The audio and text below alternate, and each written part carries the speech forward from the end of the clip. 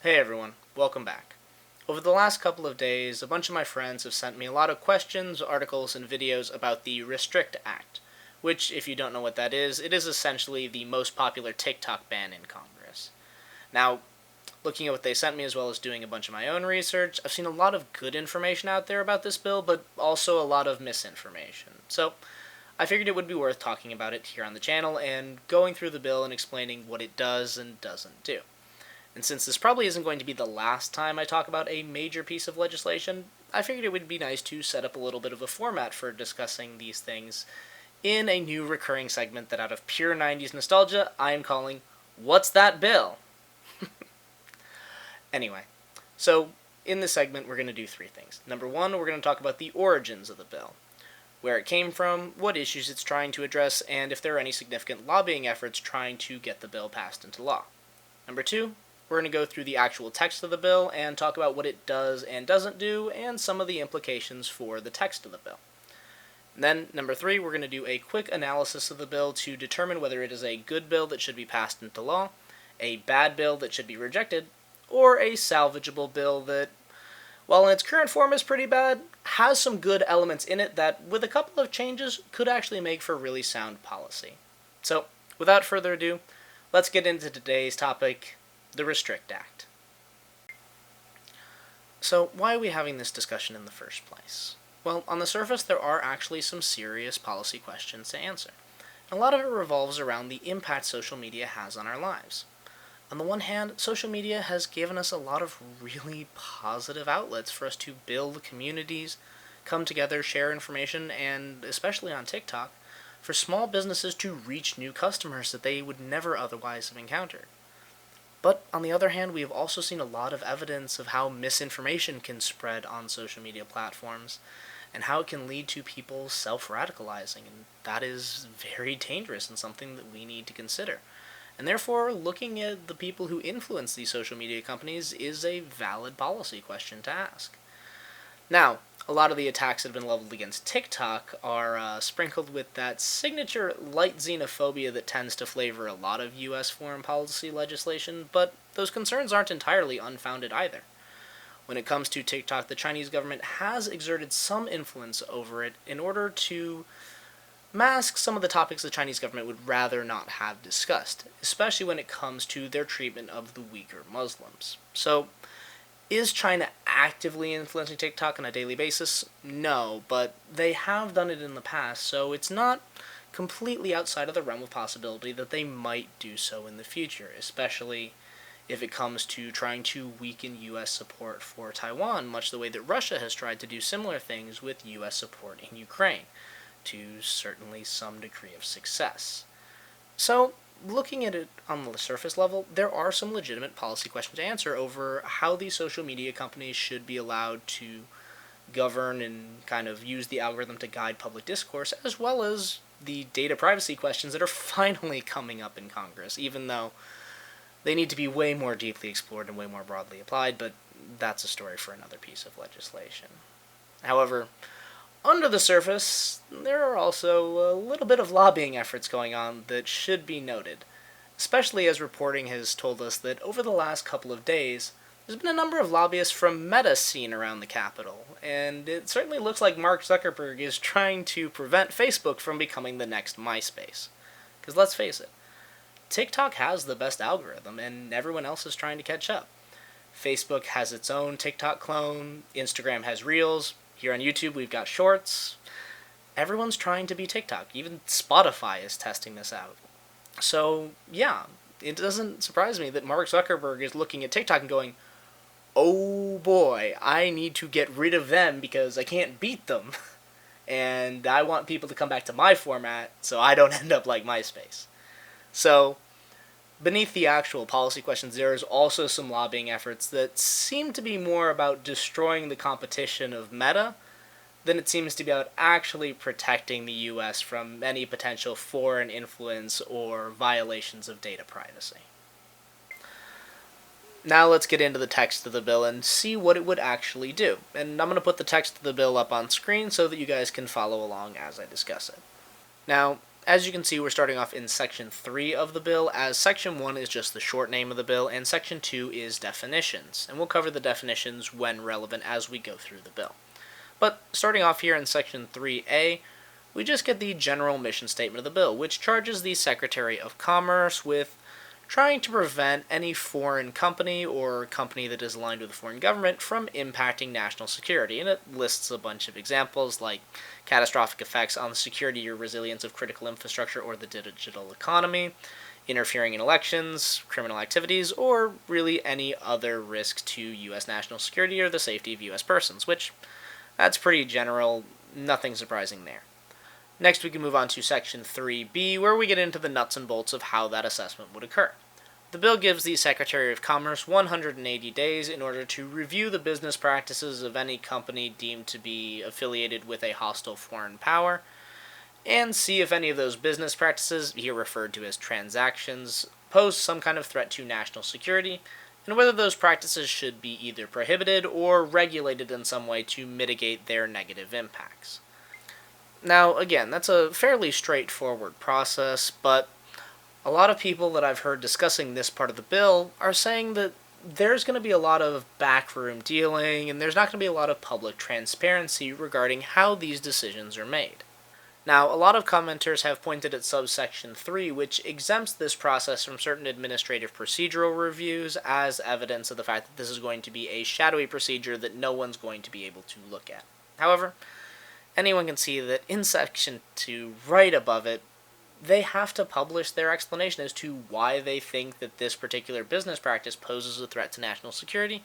And so, yes, there are going to be certain conversations under this bill that we would not be privy to, but at the end of the day, they do have to give declassified public reasons as to why they think a foreign company's business practice poses some kind of threat to the U.S., and why the regulations that they're proposing would serve as a way to counteract that particular threat.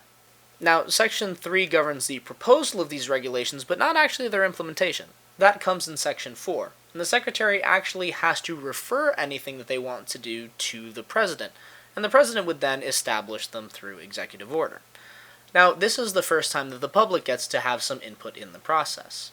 Obviously, as we discussed in Section 3, when the Secretary of Commerce makes these referrals, they also have to make their reasoning public, so we can see it too.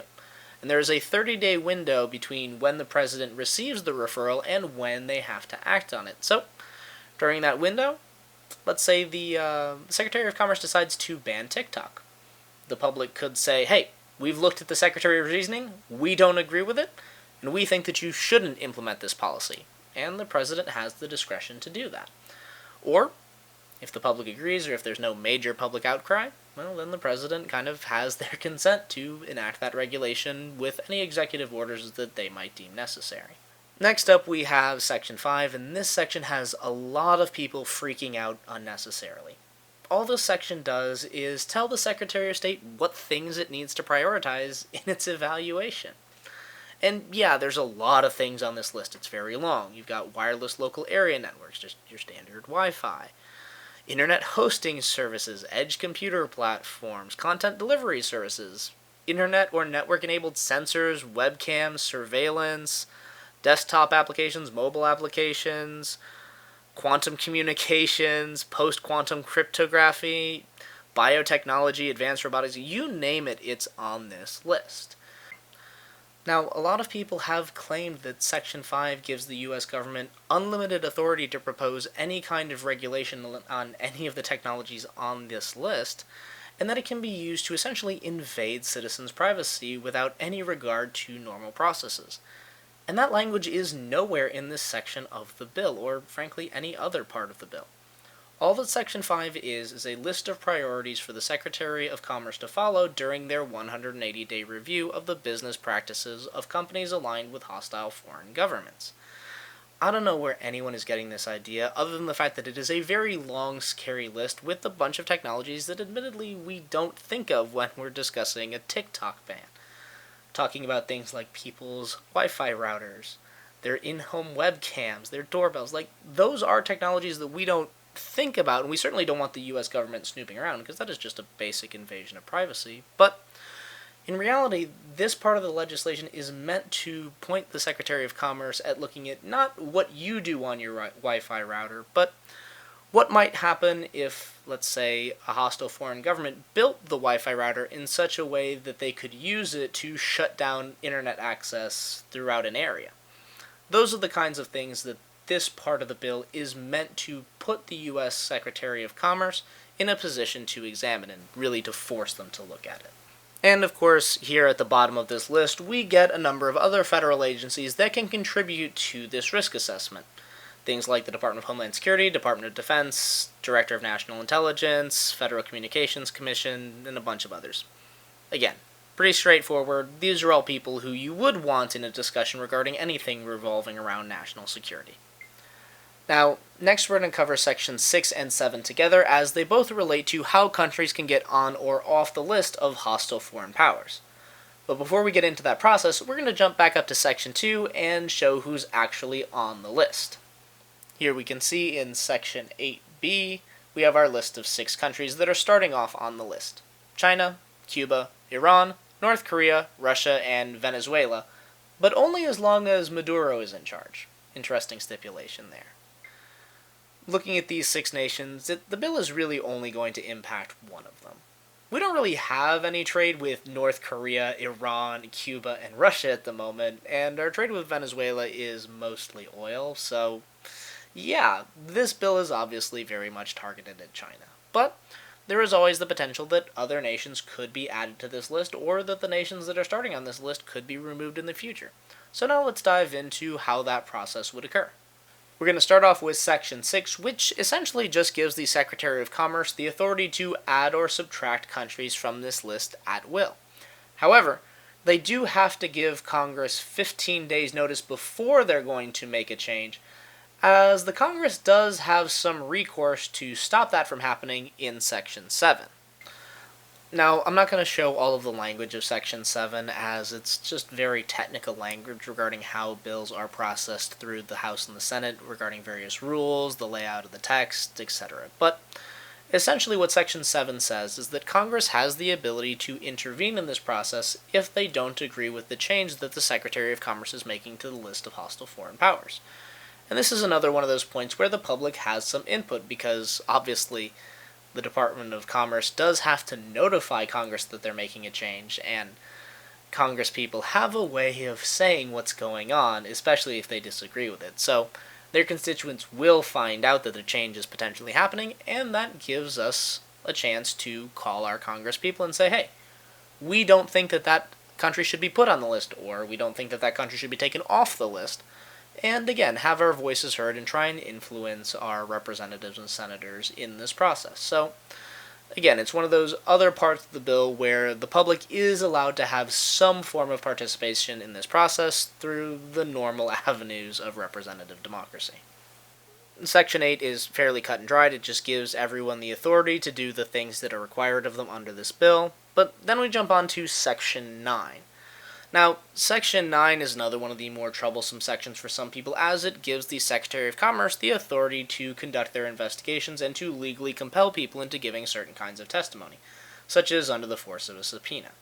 However, again, looking through the text of the legislation, there is no exemptions from the normal processes, so they would still have to go to a judge and say, hey, we need this information, this is why we need this information, we want you to grant us a subpoena or a search warrant or anything else that they would need.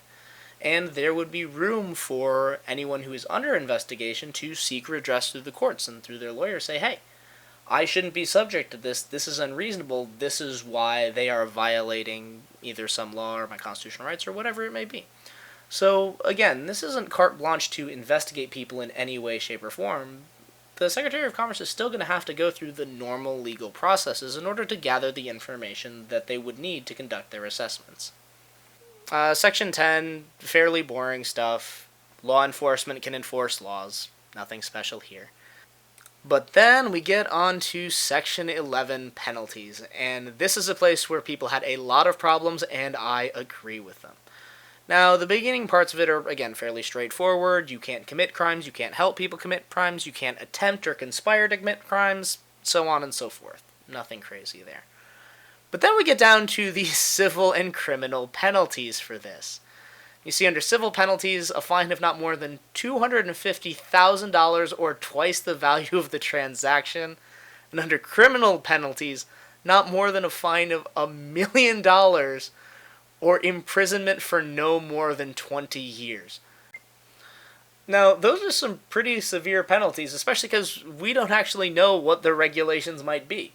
And some people have correctly observed that if there was a ban on TikTok, someone could, in theory, go to jail for 20 years for using a VPN to access TikTok. Now, would that actually happen? No.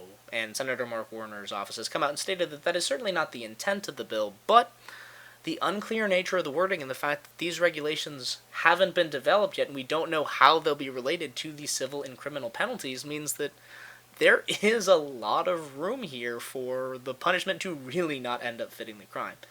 And that is a major problem that I and a lot of other people have with this particular section of the legislation. The remaining sections are fairly technical and simply allow for the deconfliction of any issues between this law, should it be enacted, and other existing laws. It also provides a jurisdiction for any lawsuits that would arise under this law, and it provides it in the District of D.C. You know, not surprising, that's where the federal government is, so it makes sense that they would have jurisdiction. Now, it does limit other jurisdictions from intervening here, but again, that's fairly typical for a law like this. Not really anything that we should be surprised or concerned about. So, what do I think of this bill? It's salvageable. Right now, it's pretty bad, and the main reason that I don't like it is the fact that it gives so much power that should be Congress's to the executive. All of the main decisions within this piece of legislation are being made solely by the Secretary of Commerce and the President. The only voice that Congress has in this whole process is their ability to stop a country from being added or subtracted from the list of hostile foreign powers. Otherwise, the public can complain to the White House and say, we don't want a country put on the list, or we don't want this ban enacted, but if the president doesn't decide to listen to the voters, we're up the creek without a paddle, and it is what it is at that point, which is a huge problem. The other issue that compounds the fact that Congress has no say in what regulations are made is the fact that Congress has already decided what the punishment for the crime will be. As I stated when we were analyzing the text of the bill, it's very possible that going on TikTok through a VPN after a ban could land you in jail for 20 years. That is what the text of the bill says. And the big problem here is that we don't know what the regulations are going to end up being, so it's really, really hard for Congress to make the punishment fit the crime when they don't know what the crimes are going to be yet. And also, it's just kind of a bit absurd for them to say, we're taking a very serious stance against this, so we're going to put a harsh jail penalty and a really harsh set of fines on this. What is it? Oh, we don't know. We're going to let the President and the Secretary of Commerce decide that, but whatever it is, we're going to take it very seriously. And that just doesn't make any legislative sense. If you're going to not decide what the regulation is, you also don't get to decide what the punishment for any crime should be. However, that doesn't mean that the bill doesn't have some good aspects and that we can't improve it with a couple of changes. I still think that there is value in looking at the national security concerns that come out of certain technologies, but I don't think we should just limit it to companies that happen to be associated with hostile foreign powers, so let's strip that section out. I think that domestic companies can do just as much damage to U.S. national security as foreign companies, and I think that they should all be eligible for review of their business practices, especially if they want to collect all this personal data on their users. I think there should be a little bit of analysis into what they're doing with that data, among other things. And we have seen plenty of evidence to show that social media companies, regardless of who they work with or what governments they might be affiliated with, have had some negative impacts on our society. So I think that everyone should be fair game in this, and there definitely does need to be some research into this topic. The other major change that I think would improve this legislation revolves around how the regulations are implemented. Under the current bill, the Secretary of Commerce and the President are the only people making decisions as to what regulations should be implemented. However, I think a better solution would be to have the Secretary of Commerce report to the relevant committees in Congress, and then have Congress pass these regulations as bills and have them signed into law by the President through our normal legislative processes. And this has a number of benefits. The big one, obviously, is that it makes the process more transparent and accessible to the public. Congress isn't exactly known for doing things quickly, and that opportunity gives the public a chance to intervene. Let their Congress people know that, hey, we don't approve of this, and if you continue down this path, we will do everything we can to vote you out of office. So, there is that opportunity for the public to be a more active participant in deciding what regulations should be implemented. Additionally, this gives Congress the opportunity to actually make the punishment fit the crimes, instead of the current situation we have where there is the ludicrous possibility of a short VPN jaunt to TikTok after a ban landing you in jail for 20 years.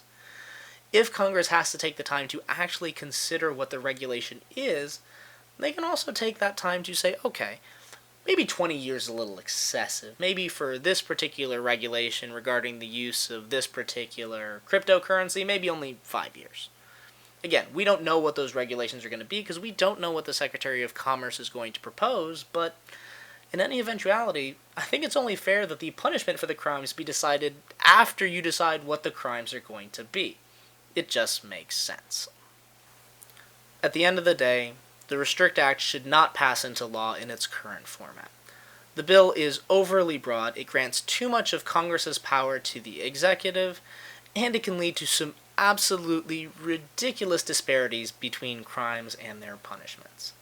However, with a couple of changes that I proposed, I think that it could actually become the basis for a very viable legal framework for us to examine and deal with the many influences that social media and other technologies can have on our lives. Think about it.